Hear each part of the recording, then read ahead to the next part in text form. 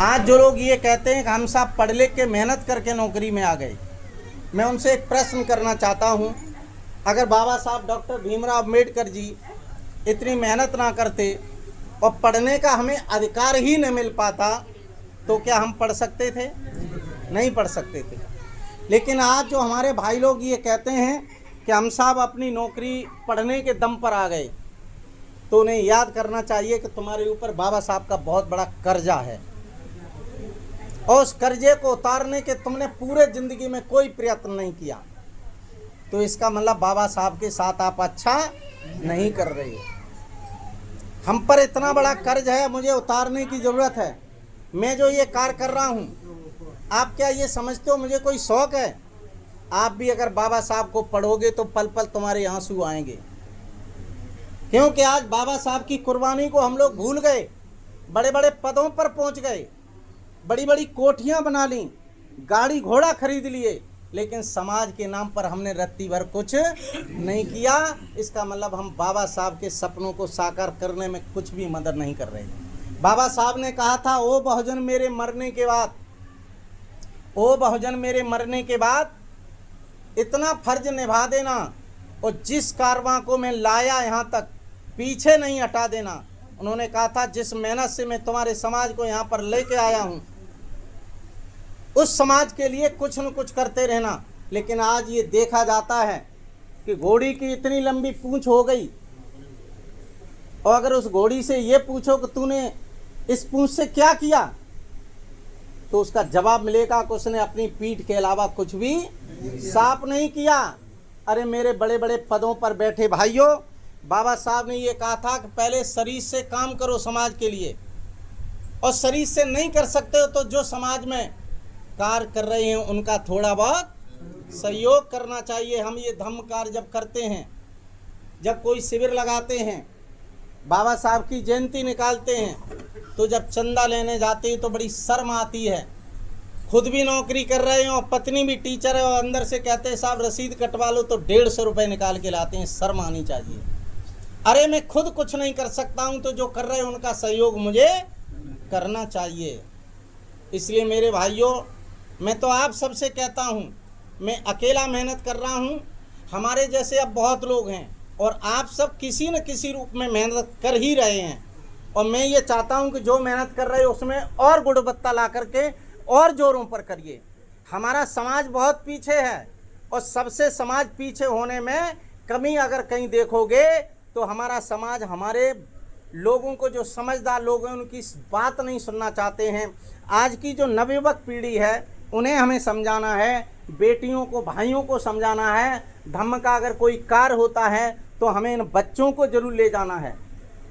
जब बच्चे इन चीज़ों को समझेंगे, जानेंगे, तो निश्चित तरीके से आगे बढ़ेंगे।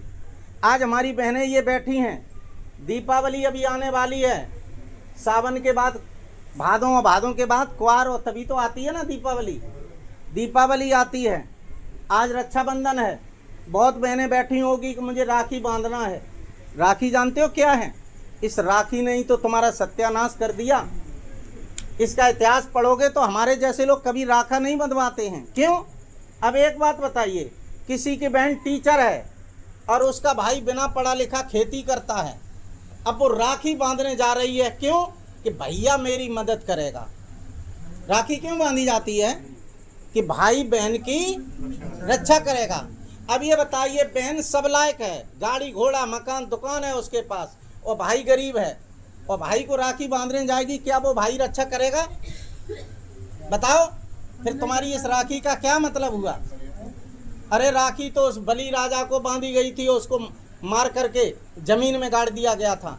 आज जो धागा बंधा है, मेरा भैया देखो कितना धागा, जरा हाथ ऊपर करना, इतना बंधा है। ये धागा किसी का हो, चाहे वो सील का मान लो, चाहे बिना सील वाला मान लो, धागा तो धागा है। इसका मंत्र जब पढ़ोगे तो जानते हो, हम भी जब हवन करते थे शुरुआत में धागा बांध देते। इसका मंत्र बोला जाता है, येन वृद्धो बलि राजा दान मेल महाबला। उसका मतलब था, जिस तरह तुम्हारे बलि राजा को बांध करके मैंने सत्यानाश कर दिया, इसी तरह तुम्हें भी मैं बांध रहा हूँ। विरोध मत करना, विरोध मत करना, विरोध न करना। इसलिए मेरे भाइयों, किसी भी भाई बहन को अपने हाथ में ये धागा नहीं बांधना है। कुछ हमारे भंते लोग आते हैं, कहते हैं ये पंचशील का धागा है। अरे हमने नाक ऐसे नहीं पकड़ी, ऐसे पकड़ ली, अंतर क्या हुआ? कोई धागा बागा नहीं बांधना है किसी को किसी तरह का, ये निशानी कलंक की है, नंबर 1। दूसरी बात मैं आपसे ये कहना चाहता हूँ, अंधविश्वास पाखंड को मुझे हटाना है, हमें अच्छे रास्ते पर चलना है। आज हमारी बहनें, जब दीपावली आएगी तो एक त्यौहार आता है करवा चौथ, आता है ना? लगभग सभी बहनें करवा चौथ का व्रत रहती होंगी, इसमें कोई ऐसी एक आध तो न रहती हों, लगभग सभी रहती होंगी। करवा चौथ का मतलब क्या है, कोई बहन बता सकती है? 1 मिनट भैया, चलिए बहुत अच्छी बात। करवा चौथ का मतलब क्या है बताओ? करवा चौथ का मतलब है कि आप करवा चौथ का व्रत रहोगी, भूखी रहोगी तो तुम्हारे पति की उम्र बढ़ जाएगी, यही है ना? यही है। आज बताइए, अगर 30 साल कोई बहन करवा चौथ रहती है, 20 साल कोई बहन करवा चौथ रहती है, तो उसके पति की 20 साल उम्र बढ़नी चाहिए? नहीं बढ़नी चाहिए। फिर पति की मौत पहले काहे हो जाती है? आज समाज में देख लो, विदुर कम मिलेंगे, विधवाएं ज़्यादा मिलेंगी, और भारत में ही करवा चौथ रही जाती है। भारत के अलावा विदेश में कहूँ नहीं है, वहाँ 80 साल की उम्र है, और आज भारत में जहाँ करवा चौथ रही जाता 60 साल की उम्र है।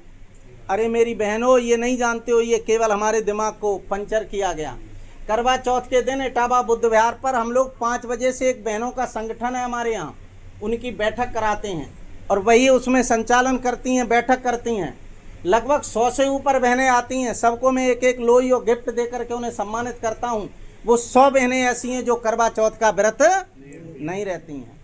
इससे क्या होता है, मैं अपनी कथा में जब कार्यक्रम करता हूँ तो एक करवा चौथ का नाटक दिखाता हूँ बहुत बड़ा, और उसके बाद उस नाटक को देख करके लगभग 90% बहनें संकल्प लेती हैं कि हम आज के बाद करवा चौथ का व्रत नहीं रहेंगे। और पति की उम्र तो प्रेम से बढ़ेगी, पति की उम्र तुम्हारे व्रत करने से नहीं बढ़ेगी। अरे आज तुमने व्रत कर दिया, आज पति की पूजा कर दी, और कल दूसरे दिन दारी जारन लगी, तो उम्र नहीं बढ़ेगी उसकी। इसलिए उम्र प्रेम से बढ़ेगी। घर में प्यार रखोगी, प्रेम रखोगी, तो निश्चित उम्र बढ़ेगी। मेरे भाइयों, मेरा आपसे निवेदन है कि आज जो पूजा पाठ के नाम पर आप अंधविश्वास में पड़े हो, पाखंड में पड़े हो, जो काल्पनिक भगवानों की पूजा करते हो, निश्चित तरीके से वो गलत है। आपको अगर पूजा ही करनी है तो अपने बुजुर्गों का सम्मान करना सीखिए। दुनिया में अगर कहीं भगवान है तो मैं दावे से कह सकता हूं कि हमारे माँ बाप से बड़ा कोई भगवान नहीं हो सकता है। जिस माँ ने 9 महीना गर्भ में रखा, जिस माँ ने अपने आंचल का दूध पिला के मुझे इस लायक किया, उस माँ को तुम वृद्धावा आश्रम में छोड़ दोगे और मंदिर में जाके भगवान की पूजा करोगे, तो क्या ये भगवान तुम पे खुश हो जाएगा? बहन जी वहीं बैठ जाओ वहीं। तो क्या ये भगवान खुश हो जाएगा? अरे मेरे भाइयों, मेरा आपसे निवेदन है, अब तो पढ़ लिख के जब योग्य बन गए हो तो अब तो कुछ जानिए, सीखिए। अगर तुम्हें दूसरा कहीं भगवान है तो मैं दावे से कहता हूं कि बाबा साहब से बड़ा हमारे लिए कोई दूसरा भगवान नहीं है। बाबा साहब नहीं होते तो ये तुम्हारे शरीर पर ये सुंदर साड़ी नहीं होती। एक रमा की बात याद आती है मुझे। बाबा साहब जब बैरिस्टर होकर के इंडिया वापस आए तो बाबा साहब का लोगों ने कहा सम्मान करेंगे, और जब सम्मान की बात आई तो उनकी पत्नी जो रमाबाई थी, उसके मन में आया कि आज हम भी अपने साहब का सम्मान देखने जाऊंगी। बाबा साहब चले जाते हैं सम्मान सभा में, और रमाबाई जब चलने को तैयार होती है तो बक्सा खोलती है तो बक्सा में केवल एक साड़ी होती है, और उस साड़ी में भी 10 जगह फटे होने के छेद होते हैं। अब रमाबाई सोचती है कि मैं क्या पहन के उस सम्मान सभा में जाऊं। उसके पास पहनने को एक साड़ी नहीं थी बहनों। एक बार बाबा साहब का सम्मान हुआ था तो उन्हें पगड़ी मिली थी। पगड़ी 5 मीटर की होती है और वो अंदर रखी हुई थी। रमा को याद आई कि मेरे साहब की पगड़ी रखी है, और मैं जब ये बात करता हूँ तो मैं भावुक हो जाता हूँ, मेरे आंसू शुरू हो जाते हैं। क्यों? बाबा साहब की और रमा की जब बात करता हूँ तो मुझे इसलिए अंदर से बाबा साहब की बात करता हूँ तो रोंगटे सतर होने लगते हैं। तो मेरे भाइयों, जब आप भी बाबा साहब को पढ़ोगे तो आपके आंसू आएंगे, गारंटी है, बच नहीं सकते हो। तो जब रमा ने वो पगड़ी खोली और अपने शरीर पर लपेटी, उसी सभा में चली गई। पंडाल बना हुआ था, बाबा साहब मंच पर बैठे हुए थे। अब आप बताइए, आपका अगर सम्मान किया जाए तो आपकी पत्नी को कहाँ बिठाला जाएगा? आपके बराबर। लेकिन रमाबाई बेचारी दूर एक पेड़ खड़ा था, उसकी पेड़ की जो पिंडी थी उस पिंडी की आड़ लेकर के खड़ी हो गई। क्यों?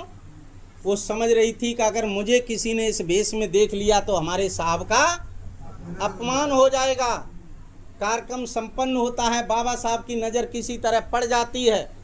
बाबा साहब कार्यक्रम समाप्त होने के बाद रमा के पास जाते हैं, कहते हे रमा, मैंने तेरे साथ क्या अन्याय नहीं किया आज तक, इस समाज के लिए मैंने क्या क्या नहीं किया, लेकिन तेरे लिए आज तक मैंने कुछ भी नहीं किया। तू आज मांग ले, जो कहेगी मैं तेरे लिए करूँगा।